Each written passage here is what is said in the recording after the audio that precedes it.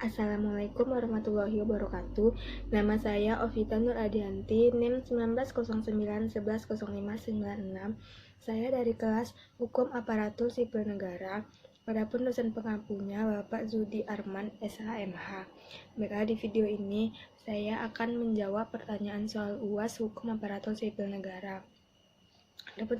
Adapun soal yang pertama, bagaimanakah terkait adanya dugaan penyalahgunaan wewenang yang dilakukan oleh pejabat ASN yang diperiksa tanpa melalui proses pidana? Berikan contoh.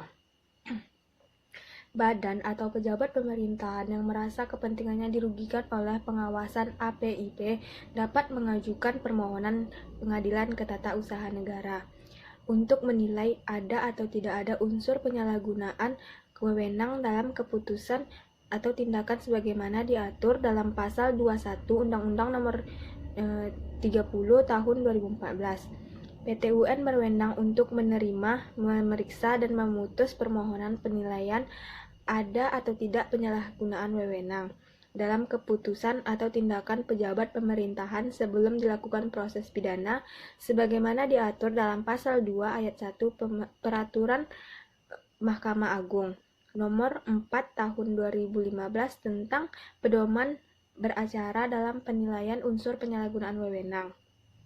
Adapun contoh kasus, sebagai contoh menggunakan putusan Pengadilan Negeri Medan nomor 7 garing PID titik pra garing 2020 garing PN MDN.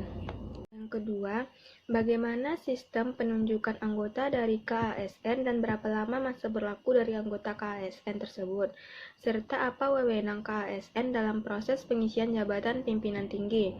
Masa pengurusan komisioner KASN berlangsung selama 5 tahun. KASN berwenang yang pertama mengawasi setiap tahapan proses pengisian jabatan pimpinan tinggi mulai dari pembentukan panitia seleksi, instansi, pengumuman lowongan, pelaksanaan seleksi, pengusulan nama calon, dan pelantikan pejabat pimpinan tinggi. Yang kedua, mengawasi dan mengevaluasi penerapan asas nilai dasar serta kode etik dan kode perilaku pegawai ASN. Yang terakhir, meminta informasi dari pegawai ASN dan masyarakat mengenai laporan pelanggaran norma informasi serta kode etik dan kode perilaku pegawai ASN.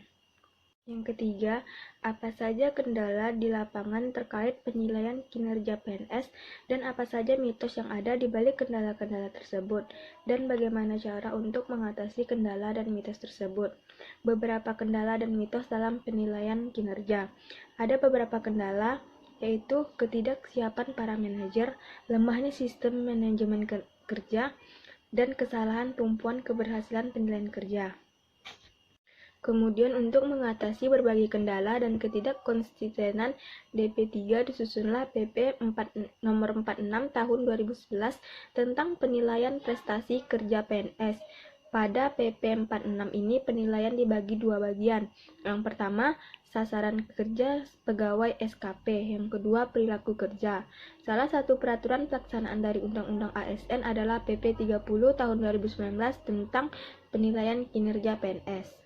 Soal yang keempat, bagaimana menurut saudara terkait pejabat yang duduk di jabatan penting atau tinggi mengangkat keluarganya untuk duduk dalam jabatan PNS? Apakah praktik ini sudah sesuai dengan konsep good governance? Jika tidak sesuai, bagaimana cara mengatasinya? Nggak sesuai dengan good governance karena good governance adalah suatu penyelenggaraan manajemen pembangunan yang solid dan bertanggung jawab, yang sejalan dengan prinsip demokrasi dan pasar yang efisien.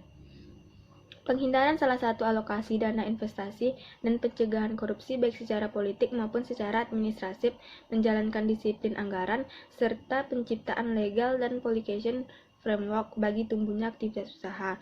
Dengan adanya hal tersebut, tidak menutup kemungkinan akan terjadinya korupsi berkeluarga. Yang terakhir, apa saja indikator disiplin kerja dan bagaimana penjatuhan hukuman disiplin ASN? Indikator disiplin kerja yang pertama ketetapan waktu, yang kedua ketaatan terhadap peraturan perusahaan, yang terakhir tanggung jawab dalam mengerjakan tugas. Pejabat yang berwenang menghukum bagi pegawai negara sipil yang diangkat menjadi pejabat negara, diperbantukan atau dipekerjakan pada perusahaan milik negara. badan-badan internasional yang berkedudukan di Indonesia, organisasi profesi, dan atau instansi lain adalah pejabat yang berwenang menghukum yang bersangkutan.